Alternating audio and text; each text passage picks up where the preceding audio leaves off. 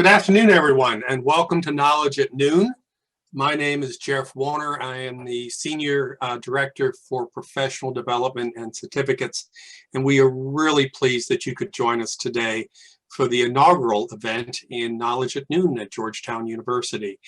Professional Development and Certificates, we offer over 20 academic credentials for professionals of all stages in your career. And we hope that after today's presentation, you may wish to contact us and we'll give you more information. We would certainly glad to see you in our classrooms. So again, thank you for joining us. It's my pleasure to introduce to you our speaker for today, Dr. John Corso.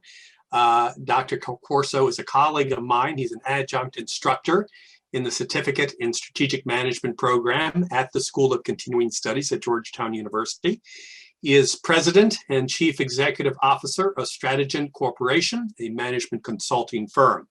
Dr. Corso served as internal management consultant and senior level program manager to the United States Department of Veteran Affairs from 1999 to 2018. Dr. Corso also teaches strategic management in the master's degree in project management program at the School of Continuing Studies. Dr. Corso holds a doctorate in public administration from the University of Southern California's Price School of Public Policy, a master's in general administration from Central Michigan University, and a bachelor's degree from the University of Maryland Smith School of Business. John, thank you. Welcome. I greatly appreciate your time today, and thank you for being our leadoff hitter at Knowledge at Noon at Georgetown University.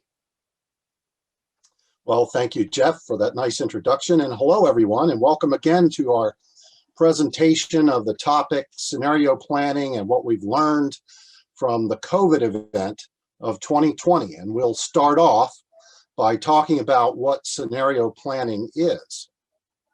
Organizations operate in a socioeconomic environment that we'll call society.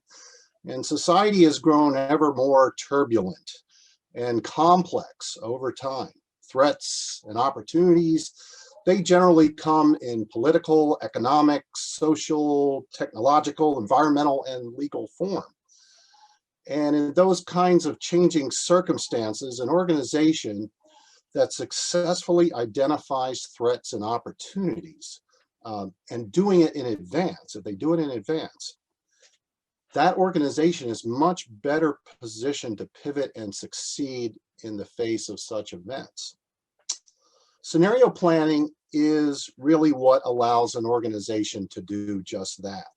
It's a structured process designed to inform strategic decision-making by turning management and planning attention to scenarios that are both plausible and impactful. It's used in both the public and private sector.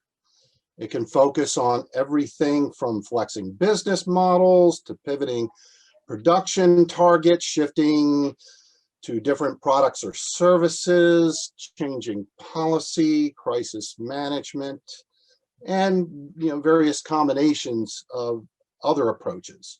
And so what we're really talking about here is forecastable external drivers, forming a framework to define the full range of plausible and impactful scenarios.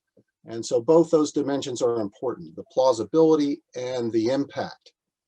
And the goal is to cover all residual uncertainty that pose a significant threat or opportunity for the organization. So from this range of scenarios, leadership can down select those particular scenarios that rate the most plausible and impactful and incorporate them into the planning process, creating a more flexible and agile strategic plan in the process. Next. So let's talk a little bit about the history of scenario planning. And that history can actually be traced back to Royal Dutch Shell in the year 1965, when it built a computer model for forecasting cash flow. And that particular computer model really didn't work out so well. And that was due to its short time horizon and also inaccuracy problems. And so it was eventually abandoned. Attempting to predict the price of oil and other variables affecting cash flow, it proved too daunting, and that's due to a combination of chaotic and complex forces. So in its wake, two planners at Shell, Davidson and Newland, developed long-term studies, is what they called it. And that incorporated what we would now call scenario planning. And this has endured in its essential form, projecting alternative futures, and it has persisted in that form to this day. The beauty of scenario planning is that instead of being predictive, like the mathematical modeling approach, instead with scenario planning, it's a matter of hedging planning bets, so to speak, and plotting flexible responses against a portfolio of opportunities, and also a portfolio of threats, a range of threats and opportunities, and rank ordering them by their plausibility and their impact. Next. So scenario planning has been in use at Shell for more than half a century now. And it persists and evolves there, and also at many other large entities. Firms report that scenario planning adds value by allowing them to perceive change, to respond well to change, and to understand the change's influences on key players, and then enhancing organizational learning. So an organization called Bain & Company performs a periodic survey of firms worldwide to discover the top 25 management tools and trends in industry. The Bain survey revealed that post 9/11, scenario planning use experienced quite the surge of interest. And although this surge of interest ended up tempering out somewhat, scenario planning remains still one of the top 25 management tools used worldwide, as we will show. If you could turn to the next slide, please. And so you see here a list of the top 25 tools from the Bain survey. And I would ask you to note that scenario planning also enjoys a satisfaction rate in this survey of 3.99 out of 5, which is equal to the average satisfaction rate of all top 25 tools and trends. Could you go to the next slide, please? So what have we learned? Well, firstly, that scenario planning is going to be embraced by more organizations in the wake of COVID, and that is if the 9/11 history is prolonged. It also shows us that companies can and will pivot successfully in an emergent scenario like COVID. And even effective foresight can't eliminate surprises, unfortunately. So organizations have to plan for what I would call a continuous pivot as these dramatic swing effects that we've seen in a year like 2020 unfold. Next. So firstly, I don't want to minimize the high number of small business failures in the wake of COVID. These businesses, for whatever reason, did not pivot to success. The ones that did not survive.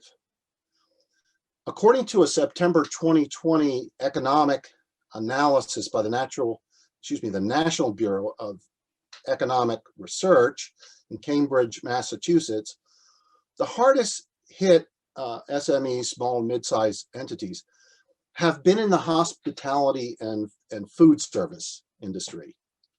Also, arts and entertainment has been fairly hardly hit. Recreation and mining, which is interestingly, at the very end of the supply chain for raw materials. So that having been said, the success of a significant number of small and mid-sized entities has really proven remarkable and very resilient.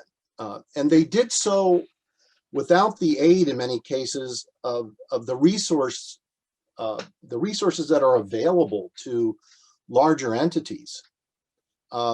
So according to the same study, this Cambridge, Massachusetts study, the most resilient industries have proven to be, and some of these shouldn't be a surprise, healthcare, social work, HVAC, construction, water and waste, real estate, and information and communications. So we really don't have good, according to the study authors, we really don't have good nationwide information on nonprofits, looking at that sector. That's according to the National Council of Nonprofits.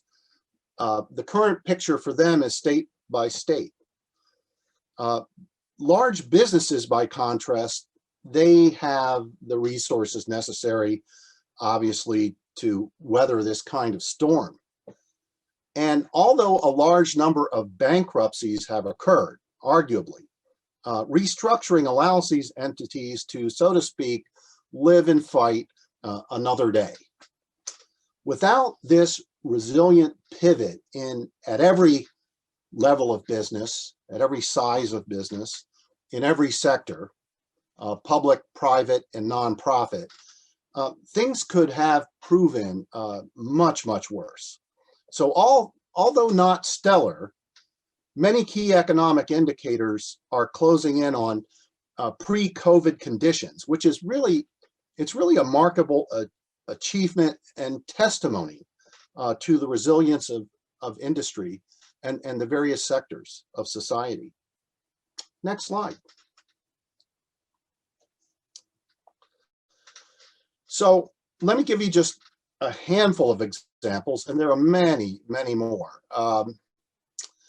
More than can be fit into a single slide, really, more that can be addressed in a Knowledge at Noon session.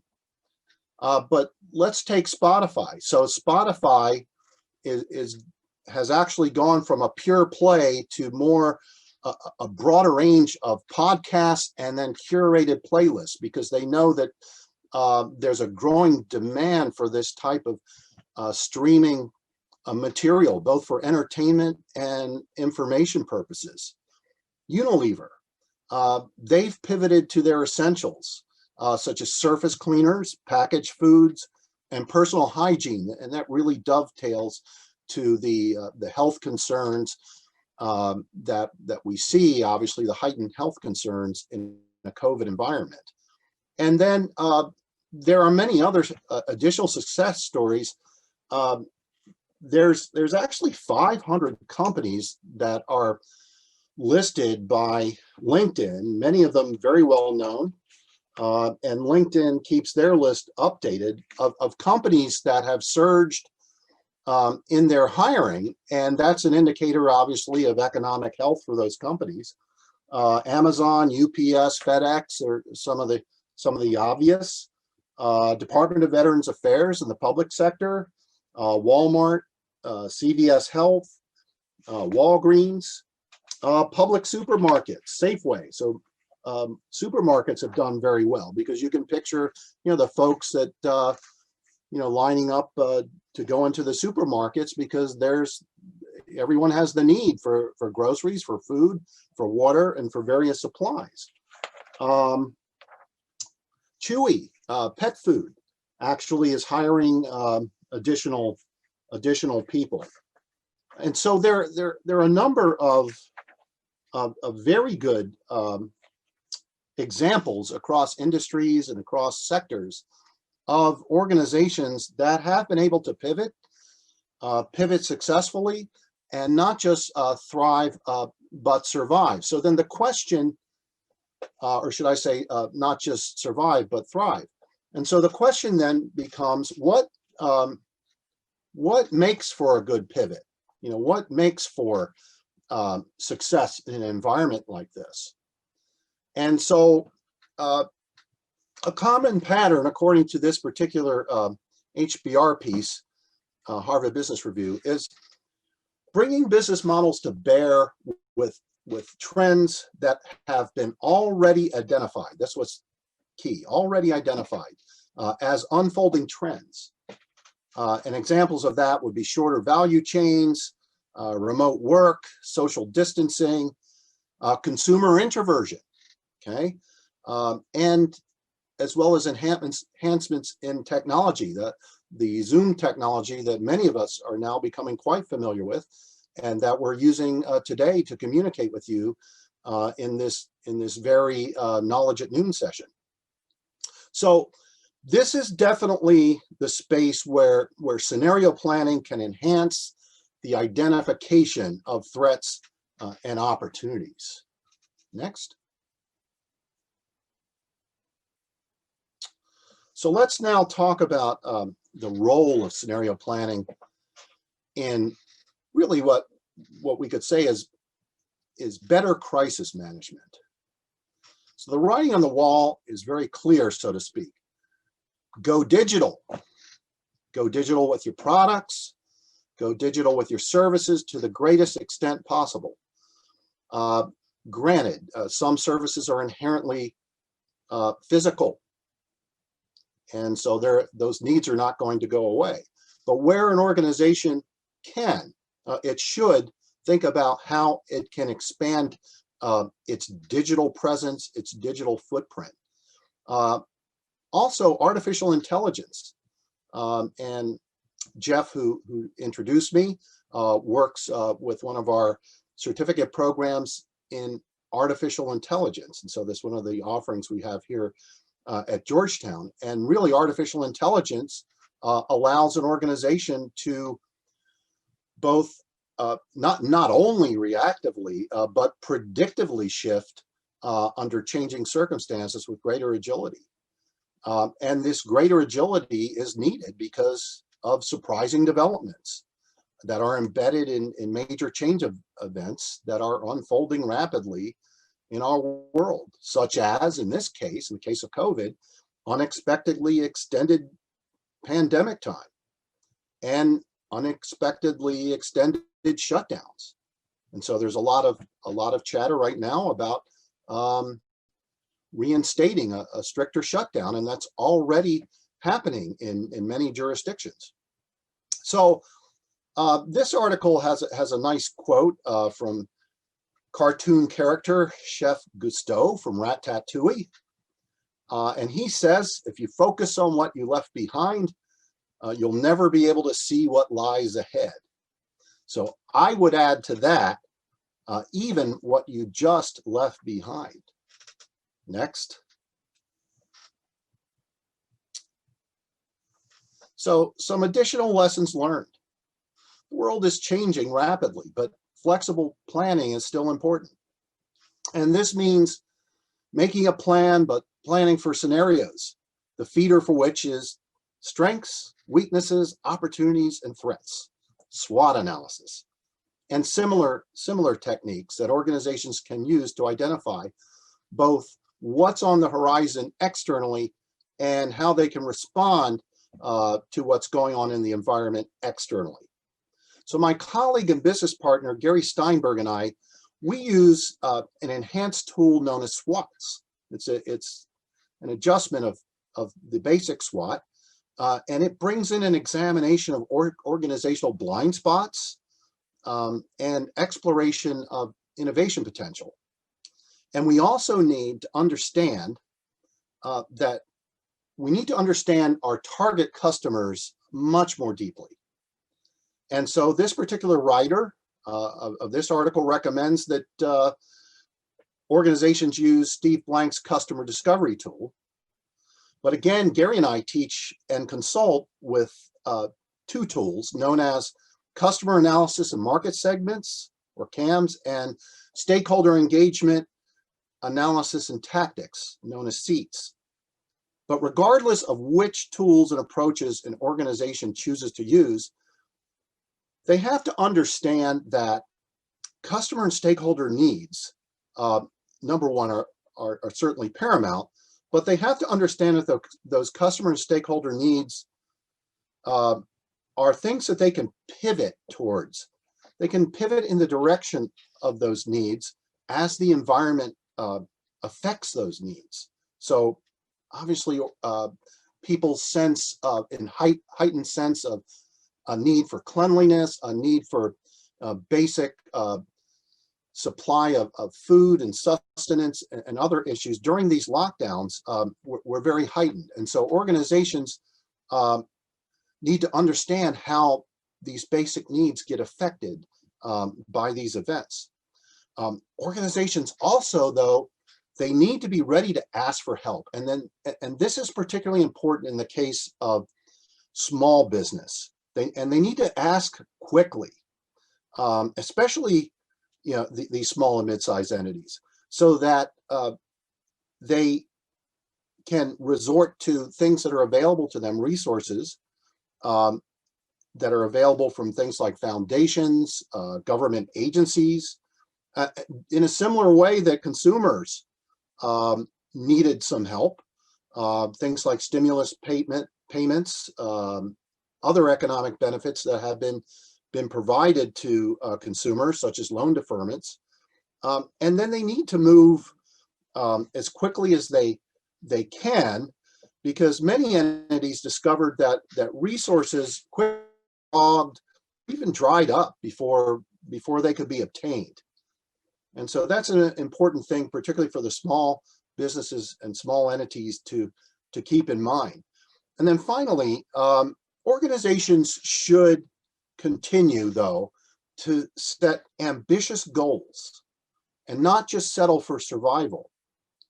There's an opportunity ready to be seized if an organization is willing to position themselves better through good advanced scenario planning.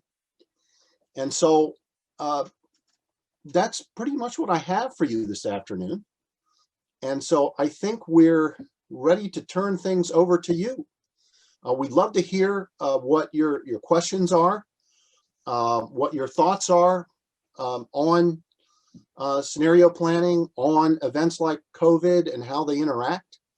And I like to say this is one of the most fun parts of events like these, where we actually have a chance to kind of have a conversation about these things. So I will turn it over to our hosts, who will administer the question and answer. Thank you, John. I'm going to introduce Elisa Sachs. Elisa is the Assistant Director for Professional Development and Certificates at the School of Continuing Studies. And Elisa will be monitoring the Q&A. If you would like to type in some questions and questions for John, or if you have some good answers, many times answers are better than questions, please submit them. You can do so by taking your mouse and mousing over at the top or bottom of your screen. You'll see an icon that says Q&A, and at that point you can type in your questions.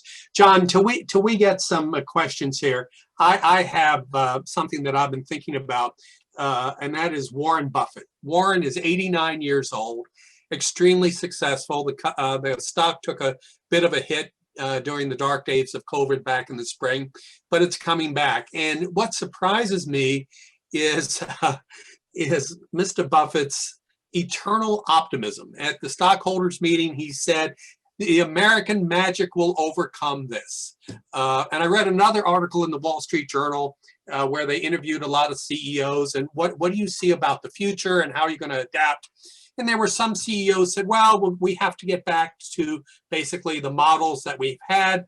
Other CEOs went to the other way and said, let's face it, post-COVID world is going to be totally different.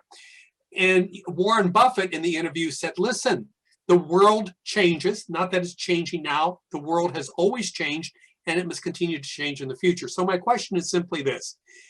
It simply is, it seems to me that you have a lot of great tools. We understand the value of scenario planning, but sometimes there is a organizational culture that comes from the very top, the C-suite, that prevents the pivot.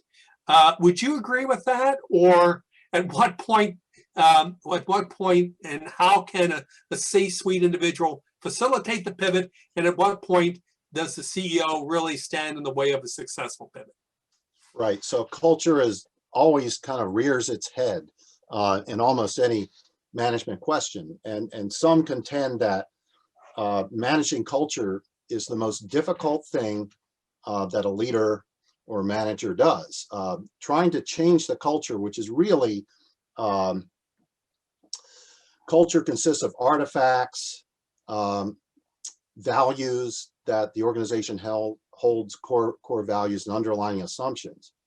And so those tend to be the most resistant to change. It's really our worldview, and it would be the worldview of the organization. And so the culture itself really is part of how leaders get selected. So if you have, for example, resistant agents or individuals or players in the boardroom or the C-suite, then they are actually, I would contend, they are products of that organizational culture. And so what a leader who wants to come in and kind of break that logjam, so to speak, his or her challenge is really to change that culture, to overcome the cultural barriers that may exist, certain kinds of resistance to change, certain kinds of classics such as this is the way we've always done it, and that I would contend is now even a casual observer would tend to agree that is a dangerous approach in today's world. We see how dramatically things change and how rapidly things change. So the gist, I think, of what a good organizational leader is going to need to do is they're going to need to build a couple things in that organizational culture, and it's easier said than done. But the short answer is, build a culture of agility and build a culture of innovation. And once you have not just leaders, but everyone in the organization being good fits into that kind of mindset,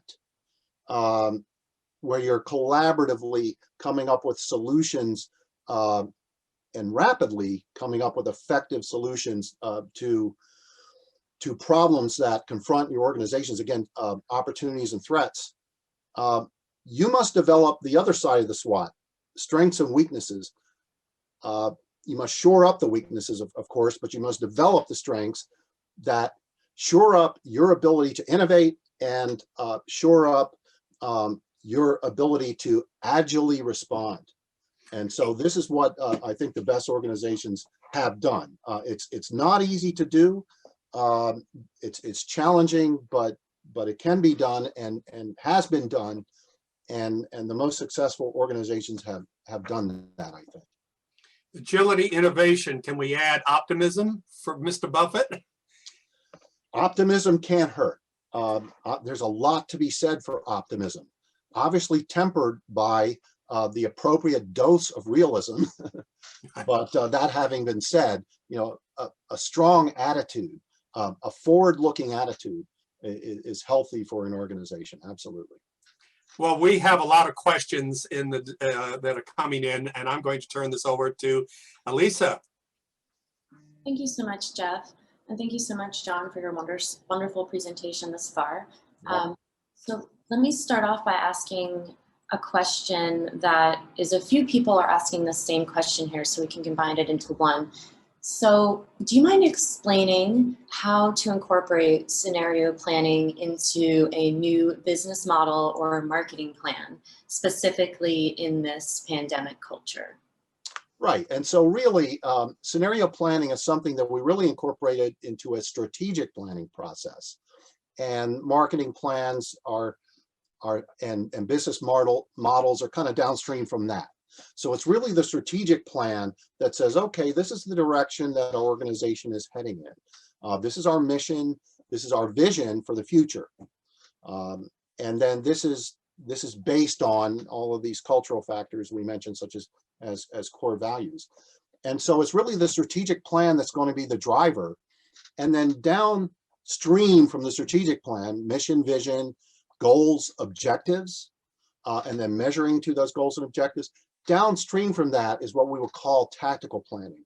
And part of that is going to be your market plans and your specific business modeling in terms of particularly key processes in terms of how you're going to deliver products and services in the future, which may be radically different, if not just significantly different, from the way you did them even recently. And so that's kind of how those things fit together, and hopefully that helps clarify that. Great, thank you so much. You're welcome. We have another question. How exactly do you go about picking the right people to make up a team for the scenario planning process? Right, and so you want, I would say, what are the traits, of good scenario planners? Well, they tend to be the traits of good strategic managers in general. So they're going to be visionary. That would be the first thing that comes to mind. What do we mean by visionary? It kind of dovetails with what Jeff was just talking about with optimism, where you have a sense of what's coming in the future. You have a sense of where things are going, and you have and where you would like to go as an organization, and you're able to apply that with ambitious yet realistic goals. And I think the ambitious part is, again, where Jeff was coming from and Warren Buffett is coming from when he's talking about optimism, where you look at a lot of these success stories, like the 500 firms mentioned in LinkedIn, and then some of the other anecdotes that I mentioned in the talk. You look at what they've accomplished and you say, hey, maybe we could do that well too. Maybe we can make the pivot as well. So that's one trait, kind of a visionary, and as Jeff said, an optimistic visionary. So you want those people on your team. You want people that are good, what I would call systems thinkers, that they understand how things fit together, and not just internally in the organization, what we classically say, the people, the process, the technology, right? How those things interact. But they also understand how those internal things interact with the outside environment. And so the primary point of contact with the outside environment is what? It's your customers and stakeholders, and especially your transactional customers. So understanding, okay, who are these customers? What are their needs? What are their desires? What are their interests? And how can we work with that? And where might that be going? Okay, and so you want that trait, systems thinking.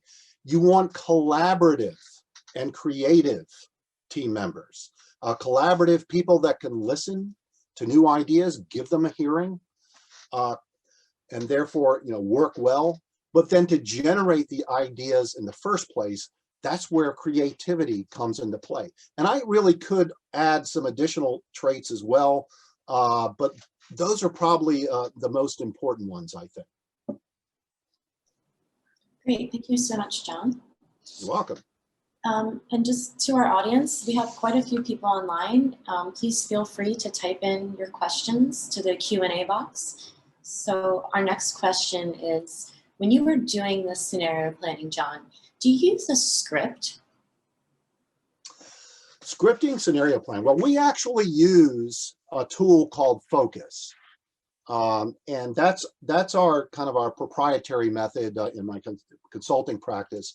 And this particular tool is dedicated, to looking at, first of all, what are the various scenarios that are both plausible and impactful, because you have to look at both of those dimensions. Does it have a reasonable probability or possibility of happening? And then the second thing, how does it affect us? Okay, is it a significant effect? So you're looking at both things, and then having determined kind of that set of scenarios, then the structure would move you on to saying, okay, well, what does this mean to us? Okay, what does this mean to us? And you know, how could it impact us?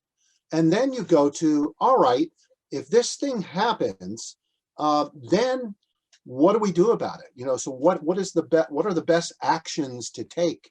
And so, and those actions would fall into a couple of categories. They would fall into the category of proactive, you know, things we can do in advance, you know, to prepare for what might come. So that's going to be part of your action plan. And then the other side of it is reactive. There are some things that you simply just, you're only going to be able to do after the fact, so to speak, when the thing happens. So you can mentally prepare for it, so to speak, but you won't be able to do these things until the event occurs. And so we would call those reactive. But be able to have at least an idea of what those reactions would be in the event of something occurring, like COVID, the example that we're talking about. So I wouldn't use the word script. I would use the word structure or tool. And it's a tool that helps people work through. If you want to, and that's kind of at the lowest maturity level. If you want to take a deeper dive into higher maturity levels, more sophistication, you can start to do a ranking and rating of plausibility and impact along a grid. You can use subject matter experts to help you do that. And so that becomes, you know, an additional step that organizations can take at a higher maturity level than just simply listing out what are the impacts. That way you can rank order them and then determine, you know, which ones are going to get the most management attention and be able to prioritize them. So that I think that would be, you know, my response to that question. Great, thank you so much. We have a few questions here. Sure. Let me just see what we can get to. So do you have any examples or sort of hard strategies for promoting a collaborative environment? Promoting a collaborative culture. All right. So there are several, and I think the bucket that the best tools for this fall into are the C word, communication. All right, good communication promotes collaboration. So what are some examples? Town halls, you know, particularly larger organizations with significant numbers of staff. Get people in a town hall, have them talking about what they think, what their best ideas are. Of course, the leadership is still, you know, is kind of driving the train a bit, but then allowing the staff to respond to that, and where people come up and say, you know, here's what I think, or I have a question. So town hall is an excellent kind of tool for bringing about a collaborative culture, and then bringing not just people from the outside, but from the inside, but the outside as well. So my colleague Gary Steinberg, he did that at NASA, where they would hold town halls with their staff, but they would also bring in outside stakeholders that would participate in the town hall as well. So that's one thing. The second thing is, you know, even more basic, is just keeping people informed of what's going on. And so if people get the sense that they're being shut out of what's happening, if people get the sense that it's kind of a mystery box where decisions are being made, and then someone comes out of the smoke-filled room, so to speak, and kind of rolls the decisions down from on high, that's kind of the opposite of what we're talking about. So keeping people informed of what's going on, but letting them have, you know, some kind of representation, some kind of seat at the table to kind of expand that strategic planning table, you know, as much as you can. Practically, obviously, you can't go too crazy with that because you have to have an orderly process, and you've got to be able to move quickly as well.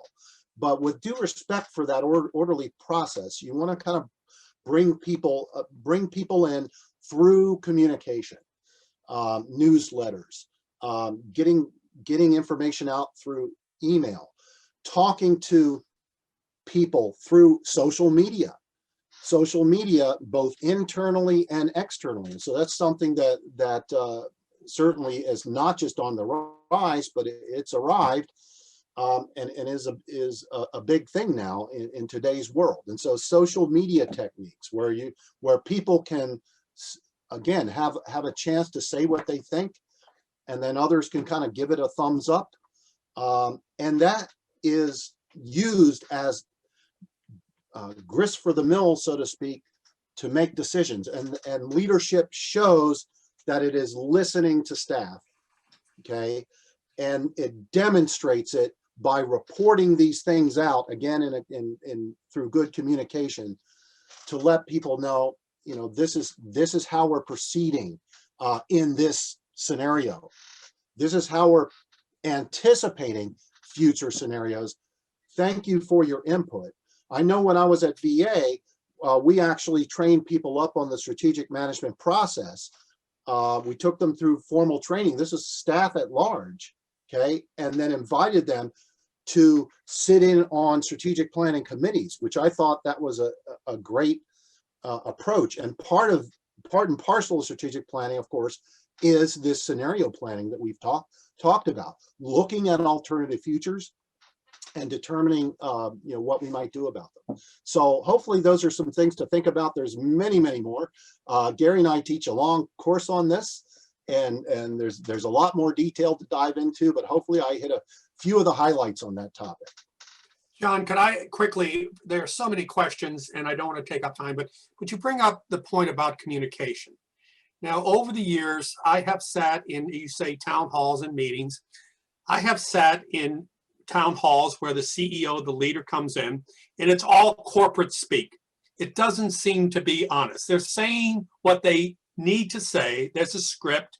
So we're going to do this, we're going to do that, we're going to be pivot, we're going to agile, we're going to right size, and it's all of corporate. It's communication, but that doesn't seem to be a level of honesty.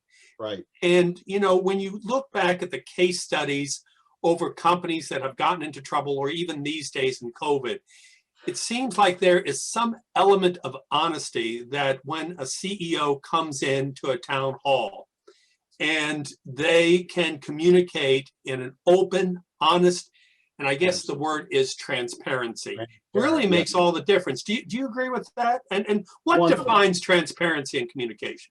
100%. And so transparency and communication is I would argue, is a core value in an organization.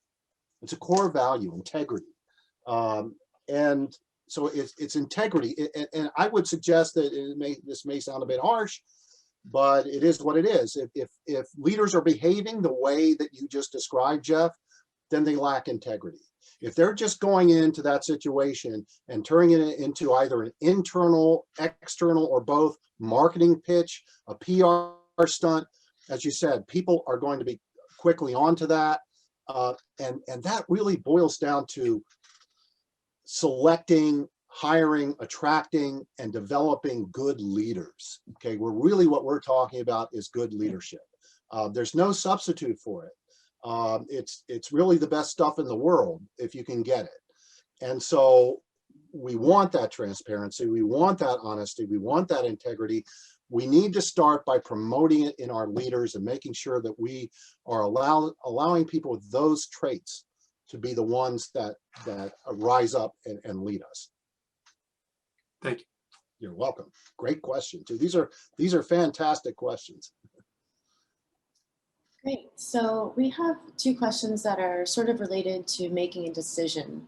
So after you identify your weakness or your risk in your analysis, what is the best way to make the decision, in your opinion? Are there multiple ways to do this? Right. So again, the quick answer to that, because we're limited in time, I think is evidence-based. And evidence-based means measurement. You've got to incorporate measurement into your process. Okay. With scenario planning, which is a particular topic today, that can be a little difficult because you're talking about the future. okay, and trying to predict the future. And that's a very challenging measurement mountain to climb.